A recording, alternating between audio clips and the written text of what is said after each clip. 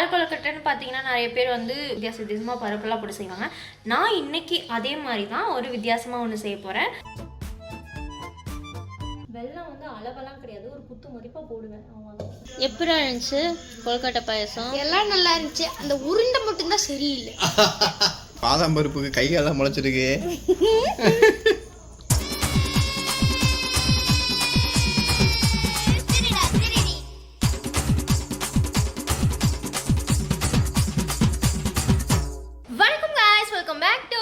Siva channel.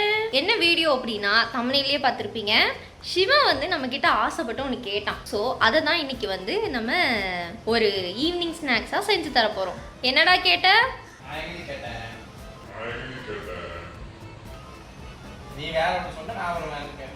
அப்போ செஞ்சு தந்தா சாப்பிட மாட்டேன். ஸோ அந்த டிஷ் தான் எப்படி செய்யறதுன்னு வாங்க பார்க்கலாம். பால் கொழுக்கட்டை நிறைய பேர் நிறைய விதமாக செய்வாங்க. நம்ம வந்து இன்னைக்கு அதில் ஒரு வகை தான் செய்ய போகிறோம். என்ன அப்படின்னா என்ன இது பாருங்க வீடியோல. அட வெக்கம் கட்டுவீங்களா? இதுக்கு எதுக்குடா வெள்ளையங்கிலி மாலையன்னு? பால் கொழுக்கட்டைன்னு பார்த்தீங்கன்னா நிறைய பேர் வந்து பிளைனாக செய்வாங்க. நிறையா வந்து அது என்னது பருப்பு வித்தியாசமாக பருப்பெல்லாம் போட்டு செய்வாங்க. நான் இன்னைக்கு அதே மாதிரி தான் ஒரு வித்தியாசமாக ஒன்று செய்ய போகிறேன். இதை வந்து குழந்தைங்களுக்கு கொடுத்தா ரொம்ப ப்ரோட்டீன்ஸ்லாம் அதில் நிறைய இருக்கும், நிறையா சத்துக்கள் இருக்குது. ஸோ அதை எப்படி செய்யலான்னு வாங்க பார்க்கலாம். எப்படி வச்சாலும் லைட்டு கொஞ்சம் போயிடுச்சு, டியூப் லைட் போயிடுச்சு. அதனால இந்த பல்பு தான் இருக்குது, அதனால தான் லைட்டிங் ரொம்ப கம்மியாக இருக்குது. ஸோ வாங்க எப்படியாவது நம்ம வச்சு எடுத்து ஒரு வழியாக செய்வோம். பால் கொழுக்கட்டையை கொஞ்சம் க்ராஸாக தான் இருக்கும், அட்ஜஸ்ட் பண்ணிக்கோங்க. நான் இந்த காஃபி கப்பில் ஒரு 1.5 கப் வந்து நான் பருப்பு போட்டிருக்கேன். ஸோ இந்த பாசி பருப்பை வந்து நல்லா வந்து வறுத்துட்டு அதை மிக்சியில் வந்து ஒரு 2 சுற்றணும் அப்படின்னா அதெல்லாம் உடஞ்சி கொஞ்சம் ஒரு பாதி உடஞ்சாலே போதும். ஸோ அதை வந்து குக்கரில் போட்டுட்டு நான் வந்து விசில் விட போகிறேன். ஸோ கொழுக்கட்டைக்காக நான் வந்து வெல்லம் மண்டை வெல்லம் எடுத்திருக்கேன்.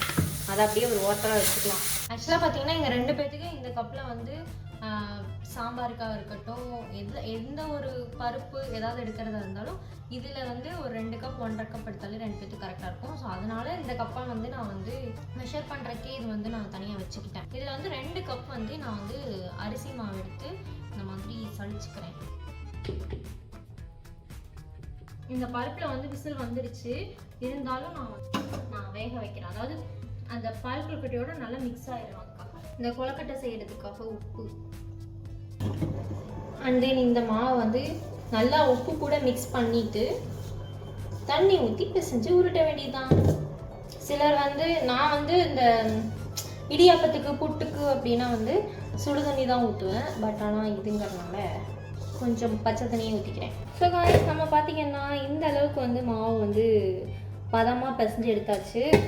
பிசைஞ்சு எடுத்துட்டு இனி வந்து குட்டி குட்டி பால்ஸாக வந்து உருட்ட வேண்டியதான். இப்போ நான் சொல்ல போகிற விஷயம் வந்து நிறைய பேர் நீங்கள் சின்ன வயசில் பண்ணியிருப்பீங்க. அதாவது நான் சின்ன பிள்ளையாக இருக்கும் போது எங்கள் அம்மா இந்த மாதிரி தான் பால் கொழுக்கட்டை செய்வாங்க. ஸோ அப்போ என்ன பண்ணுவேன், நானும் என் தம்பியும் உட்காந்துட்டு குடும்பம் நான் உருண்டை பிடிக்கிறேன், நான் உருட்டுறேன்னு. எங்கள் அம்மா என்ன பண்ணுவாங்க, என் தம்பிக்கும் எனக்கும் வந்து இவ்வளோ பெருசு வந்து கொடுத்துட்டு இதை நீங்கள் உருட்டி தனியாக பிளேட்டில் போட்டுருங்கன்றவாங்க. ஆளுக்கு தனித்தனி பிளேட்டில் வச்சு எங்கள் அம்மா உருட்டுற உருண்டை பார்த்திங்கன்னா அழகாக ரவுண்டாக இருக்கும். நானும் என் தம்பியும் நீளமாக அப்புறம் அதில் ஏதாவது ஒரு டிசைன் வச்சு அதெல்லாம் உருட்டி நான் எங்கள் அம்மா அதையும் வந்து அதில் போட்டால் அந்த டிசைன் வச்சதை வந்து நாங்கள் பாயாசத்தில் உள்ள உட்காந்து தேடுவோம். அது எங்கே இருக்குன்ட்டு நாங்கள் தேடிகிட்டே இருப்போம். எப்பயுமே பால் கொழுக்கட்டை செய்யும் போது எங்கள் அம்மாவோட அந்த சின்ன வயசு ஞாபகங்கள்லாம் எனக்கு வந்துகிட்டே இருக்கும். இந்த உருட்டுறதா கொஞ்சம் வேலையாகும். ஸோ அந்த மாதிரி நீங்கள் வந்து உங்கள் சைல்ட்ஹுட்டில் நீங்கள் பண்ணியிருக்கீங்களா அப்படின்ட்டு மறக்காமல் கீழே கமெண்ட்டில் சொல்லுங்கள். அது அப்புறம் வெங்காயம் உரிக்கும் போது சின்ன வெங்காயம் உரிக்கும் போது அந்த சின்ன வெங்காயம் மூக்கு மட்டும் கிள்ளி தருவாங்க. அதை உட்காந்து உரிச்சிட்ருப்பேன். அப்புறம் கொஞ்சம் பெருசானதுக்கப்புறம் சின்ன வெங்காயம் உரினா ஐயோ நான் சின்ன வெங்காயம்லாம் உரிக்கல, பெரிய வெங்காயம்லாம் உரிச்சு தரேன் அப்படின்ட்டு வருது. அதெல்லாம் நீங்கள் வந்து சின்ன வயசில் பண்ணியிருக்கீங்களா அப்படின்ட்டு மறக்காமல் உங்களோட எக்ஸ்பீரியன்ஸை வந்து கமெண்டில் சொல்லுங்கள். மூமெண்ட், அழகான மூமெண்ட், சின்ன வயசு மூமெண்ட். ஸோ அதெல்லாம் தான் இது. ஸோ நம்ம கொழுக்கட்டை பார்த்திங்கன்னா ரெடி பண்ணியாச்சு. நம்ம கொழுக்கட்டையை வந்து ஊற்றியாச்சு. ஸோ இவ்வளோதான் போதும். நிறைய கொழுக்கட்டை இருந்ததுனாலும் அது சாப்பிட நல்லா இருக்காது. ஸோ இது வந்து நல்ல கொதிக்க ஆரம்பிச்சிருச்சு. இப்போ நம்ம அந்த ஒவ்வொரு உருண்டையாக போடலாம். ஒவ்வொரு உருண்டையாக போட்டால் விடிஞ்சிடும். வரணும்.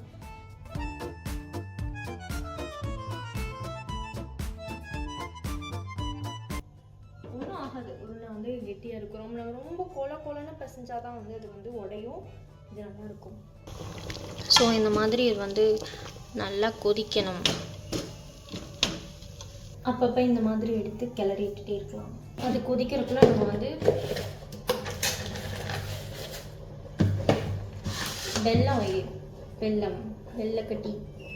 வெள்ளைக்கட்டி சக்கரை எல்லாத்தையும் ரெடி பண்ணி வச்சுக்கலாம். இந்த மாதிரி கத்தி எடுத்துட்டு நல்லா போட்டு சிரக வேண்டியதுதான். ஸோ கத்தி வச்சு இந்த மாதிரி பண்ணுறதுனாலும் ஓகே தான். அது இல்லைன்னா நம்ம இந்த பீட்ரூட் தேங்காயெல்லாம் சிறகுவோல அதில் வச்சு இப்படி சிறகுனாலும் ஓகே தான். எனக்கு கத்தி வந்து கன்வீனியண்ட்டாக இருக்கனால நான் அந்த மாதிரி இப்படி சிரிக்கிறேன். அதெல்லாம் விட நான் இதுலேயே வந்து சீக்கிரமாக வேலையை முடிச்சிடுவேன். ஏன் சொல்கிறேன்னா அதெல்லாம் இனி மறுபடியும் அதெல்லாம் கழுவணும். நீ அதை சருகி அதை கழுவி எனக்குலாம் கத்திலேயே வேலையை முடிச்சுட்டு போயிடலாம். அதுக்குன்னு கத்தி கழுவ மாட்டீங்களான்னு கேட்காதீங்க, கத்தி கழுவணும். பட் ஆனால் அதனால இது கொஞ்சம் சீக்கிரம் முடிஞ்சு போல இப்படி பார்த்துட்டே இருக்கணும். ஏன்னா அடி பிடிச்சிருச்சுன்னா அப்புறம் வந்து வெசில் வாஷ் பண்ணும்போது ரொம்ப கஷ்டமாக இருக்கும். வெசில் வாஷ் பண்ணுறவங்களுக்கு தான் அதோட கஷ்டம்லாம் தெரியும். வெல்லம் வந்து இந்த மாதிரி நம்ம ஸ்லைஸ் பண்ணி வச்சாச்சு. ஃபோனில் பார்க்க வேறு மாதிரி இருக்குது, ஆனால் நேரில் வந்து எல்லோ கலராக இருக்குது. ஸோ ஃபோனில் ப்ரௌனாக இருக்குது, இதெல்லாம் நேரில் வெள்ளையாக இருக்குது. ஸோ இந்த மாதிரி நம்ம ஸ்லைஸ் பண்ணி வச்சாச்சு. ஸோ இந்த வெள்ளத்தை வந்து இதில் பார்க்கும்போது இந்த கலராக தெரியுது. ஆக்சுவலாக பார்த்தீங்கன்னா இது இந்த கலரில் தான் இருக்குது. பேக் கேமராவில் காட்டும் போது வேறு கலராக தெரியுது.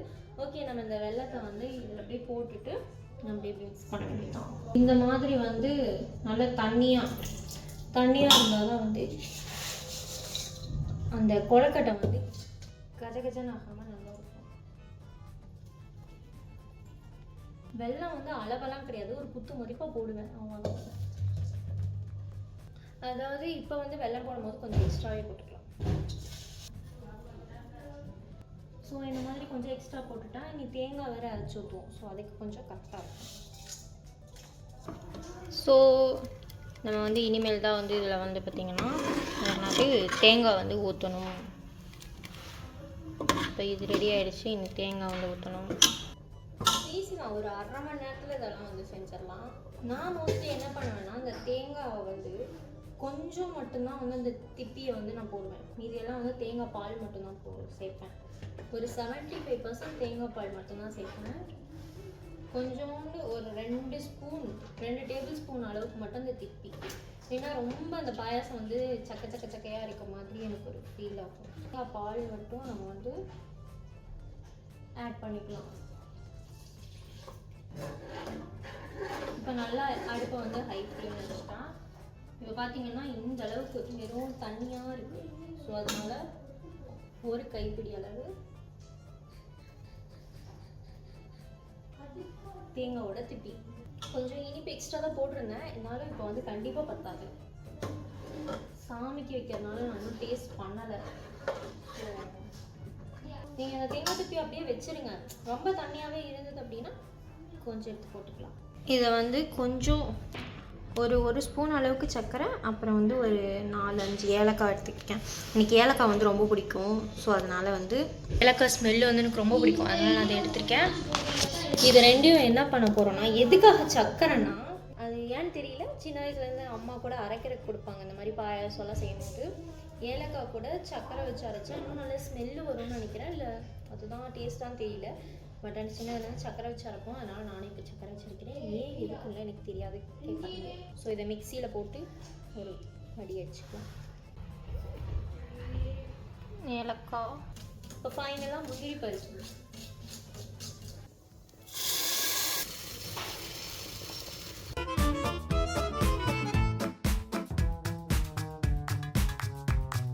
சிவகுமார் அண்ணாடி இந்த மாதிரி சமைக்கும்போது மட்டும் சாஃப்ட் பொண்டாட்டியா மாறிடுறேன். என்னடா இவ்வளோ இதாக இருக்கு, எண்ணெய் தேய்ச்சிருக்கியா?